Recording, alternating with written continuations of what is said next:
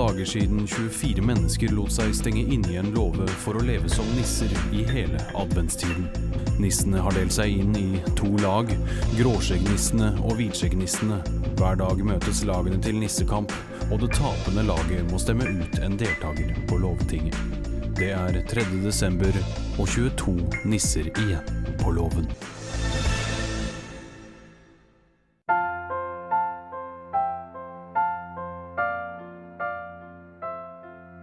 Så det er noe med kjemien i hodet mitt som gjør at jeg ikke får sove. Jeg blir liggende og tenke for eksempel på at vi har julepynt som skal lages og inspiseres på fredag. Så i natt så sto jeg heller opp og lagde 48 julekurver.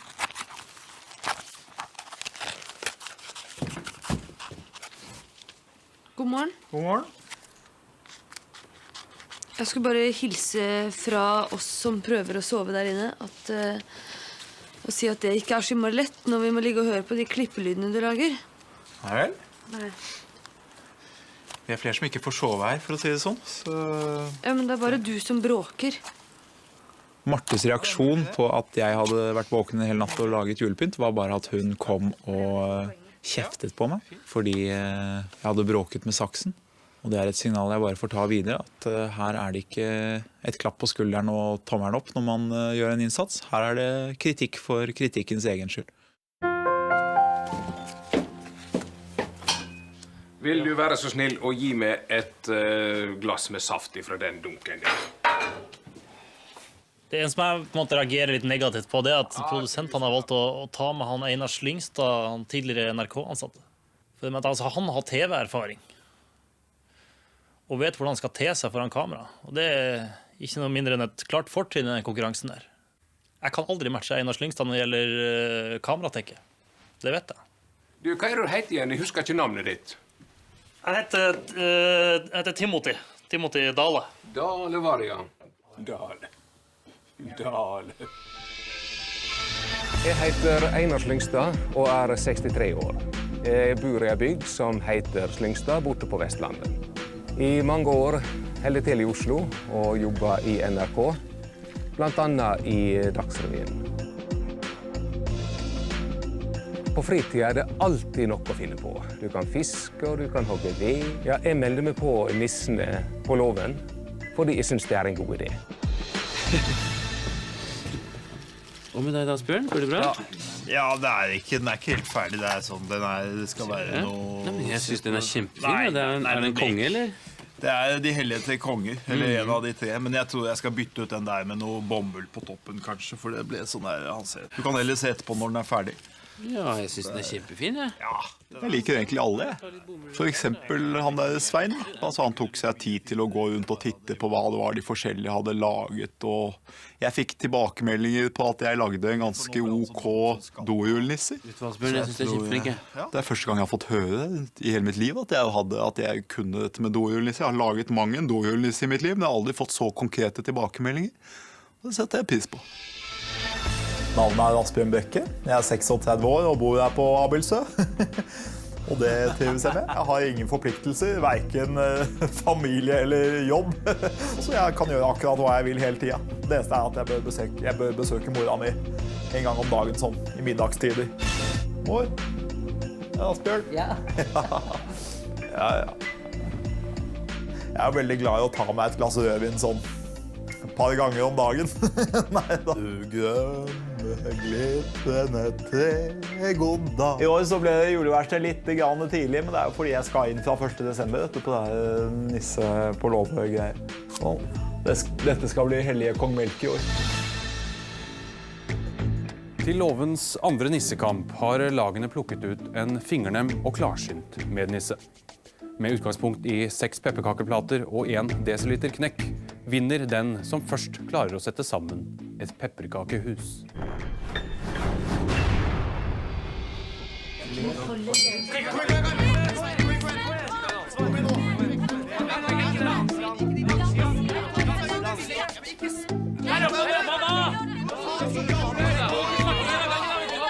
Ja, dette har vel han reisen på. Han som er en pepperkakemann. Hold her en kort skje. Nei! Jeg fikk altså foran meg 6 plater med pepperkaker som jeg skulle sette sammen til et pepperkakehus med knekk. Og det som skjedde var at klassen begynte å, eller laget, begynte å hoie og skrike i munnen på hverandre. Og da er det veldig vanskelig å holde fokusen når de holder på sånn. Så det er ikke bare min feil at det gikk som det gikk. Jeg mener, jeg har ikke laget pepperkakehus før. Men jeg håper ikke at jeg blir stemt ut av den grunn. Gråskjegg bra, gråskjegg best. Vi laget som vinner mest. Timothy valgte et superbra lag. Takket være Rajif så vant vi I dag. Han gjorde alle til lags, mens Rino han bråker med saks. Takk for det, det var veldig hyggelig å få I preisen midt I... Herregud, altså. Det var jo bare morsomt ment, det der. Ja, sikkert veldig morsomt. Det sikkert en veldig morsom tekst for alle som ikke ble rammet av den, men ikke så morsomt for de som ble drittet ut I den teksten. Rino, må slutte å være så hårsår. Du så hårsår. Hårsår? Ja. Hva faen har det med saken å gjøre? Hvem som hårsår og ikke? Ikke sånn da, det jo et uttrykk for at man tar seg lett nær av ting. Hårsår et uttrykk for at man tar seg lett nær av ting? Ja, det Ja, det jo veldig logisk. Det Ja, det bra kanskje sagt, ikke så logisk, Marte. men det et innmari vanlig uttrykk som veldig mange Ja, bruker. hvis hårsår så vanlig uttrykk, hvorfor har jeg aldri hørt det før? Jeg vet ikke. Man merker at det har begynt å danse seg små klikker her nå, og det for så vidt greit. Det som litt ugreit jo at jeg ikke med I noen av de klikkene som dannet. Særlig Marte og Anne Gro har blitt en sånn her, å, vi så kule gjeng, og det kan ikke jeg respektere, så da sier jeg fra. Og det har jo sin pris, da begynner jo folk å krangle med meg, ikke sant? Så risikerer jeg å bli stemt ut, men det det får jeg bare tåle. Jeg har blitt stemt ut fra vennegjenger før jeg, for å si det sånn. Sånn, kanskje du skal lage noe også, eller? Ja. Vi kommer ikke til å stemme på hverandre. Rett og slett fordi vi sammen. Vi kjærester. Even og meg traff hverandre I 99 og ble forelsket og ble kjærester. Så traff vi Vegard I påsken 2000 var det, I Sitges I Spania, og fant ut at vi elsket han også. Så da ble vi kjærester alle 3. Og det å ha, vil jeg si, dobbelt så hyggelig som å ha en. Fordi at om en person har en litt dårlig dag og litt sur og grinete, Aller første dag en I reserve som desember, man kan ha det hyggelig 24 med. dager.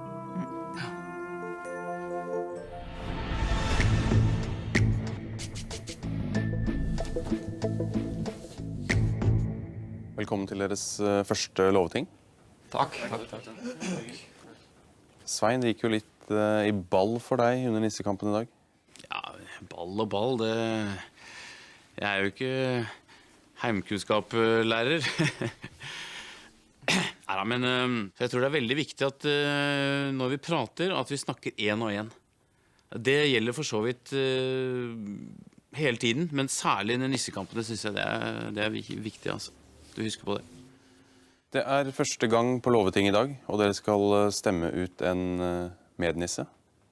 Det noen av dere som har gjort opp noen tanker om hvem dere vil ha ut allerede? Det får vi vel ikke vite før vi fortelt opp alle stemmene.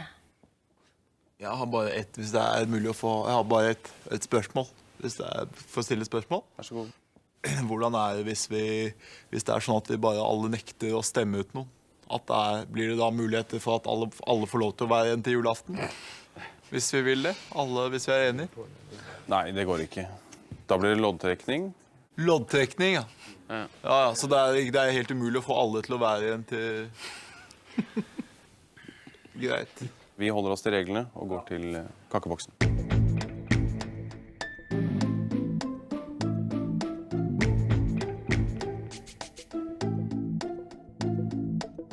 Hvis han blir her en natt, så våkner ikke han I morgen.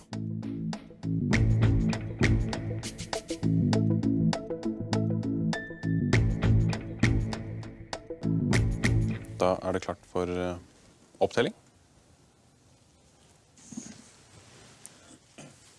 Vegard.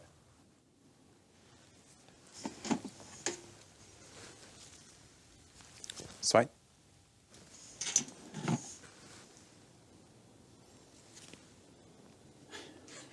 Her det ingen navn. Jeg klarte ikke å bestemme meg, så jeg bare pynta. Vegard. Står det Vegard en gang til nå, så må du forlate loven. Og her står det Vegard. Du kan si ha det til de andre.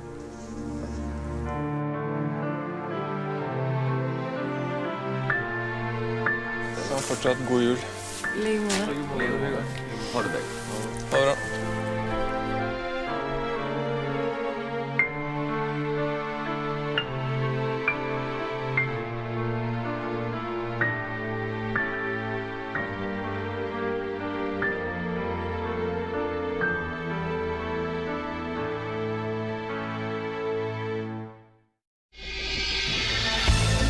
Dramatikken i låven fortsetter i morgen. Kan du tommeltrikset? Nei. Det må du lære nå. Du flink. Hun ikke så rent lite fin heller, da. Og faen meg den vandrende Viagraen, vet du. Det er en rotte på! Det er en rotte! De gjør det! Det er en rotte!